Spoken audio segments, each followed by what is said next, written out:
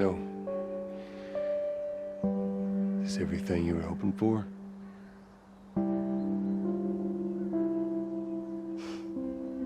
It's got its ups and downs, but you can't deny the view, though.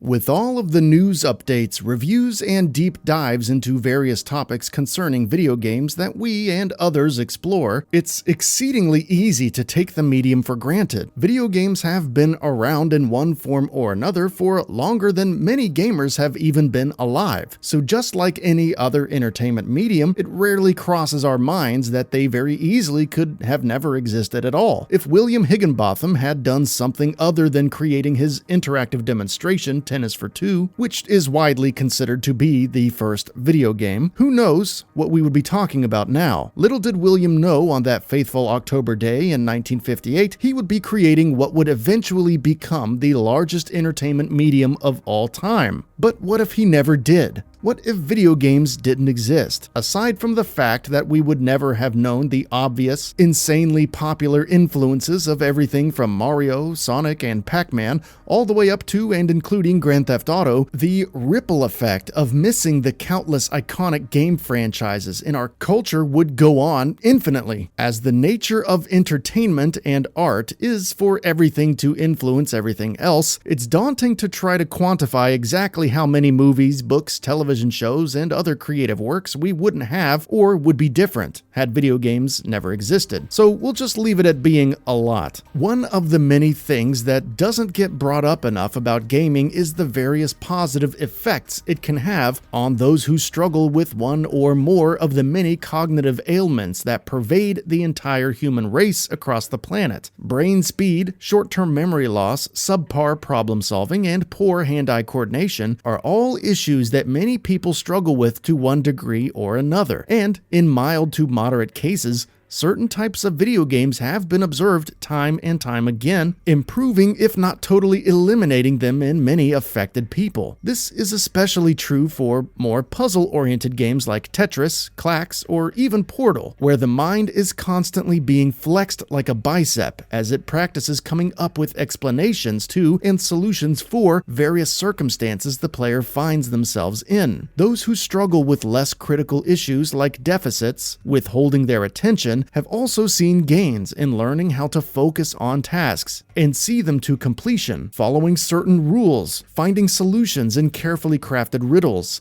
and remembering the parameters in which you are allowed to operate, all while syncing up what your eyes are seeing with what your hands are doing, are all excellent methods of sharpening a litany of skill sets that people need to function at work, school, social situations, and society at large. The better you are at these mental exercises, the more likely you are to be well-adjusted, successful, and happy with your socioeconomic standing in the world. As such, without video games, all the advantages that countless people have experienced wouldn't have ever happened, and we would likely see more folks whose struggles with memory, problem-solving, and multitasking were too much to overcome on their own. Video games have even been linked to helping those with mild to moderate dyslexia read better and comprehend what they read on a more fundamental level. So, those who have seen those cognitive benefits would have had to find another way to achieve them or do without. On top of helping compensate for certain cognitive deficits and shortcomings, video games have also been documented enhancers of general intelligence in those who don't suffer from any noticeable mental issues. A 2013 study published in PLOS One,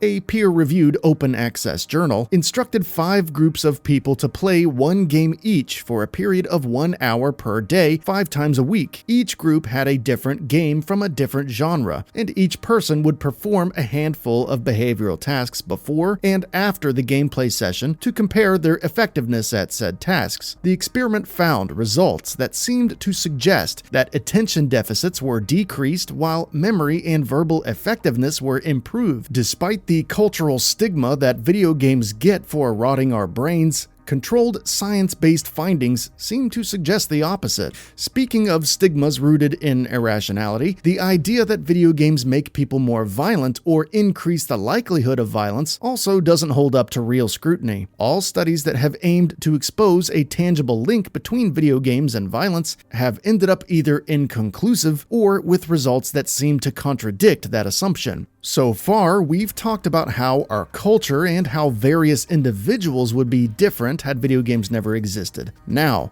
something a little more macro.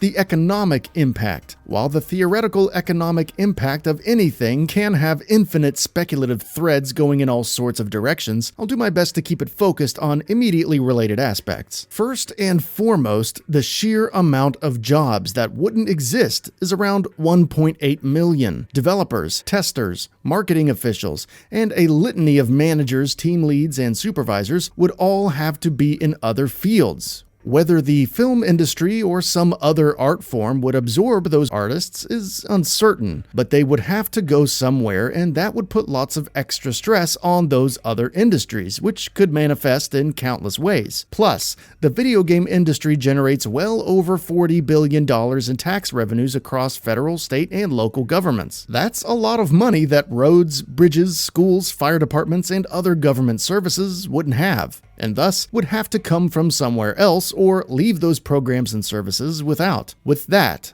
and the nearly 2 million jobs being missing, 700,000 of which are in the US, the economic picture would be measurably different. While society certainly wouldn't crumble without video games, there's no mistake that the cultural, mental, and economic tapestry of the world would ultimately look very different if weaved with the threads of a society without them. While it can be bizarre to consider how things would have turned out without the classic characters and worlds we've all come to know over the last several decades, thankfully, it's not a world that we have to deal with. That's it for this video. If you enjoyed and would like to see more, feel free to hit that subscribe button and hit the notification bell to ensure you'll be notified when new videos go up.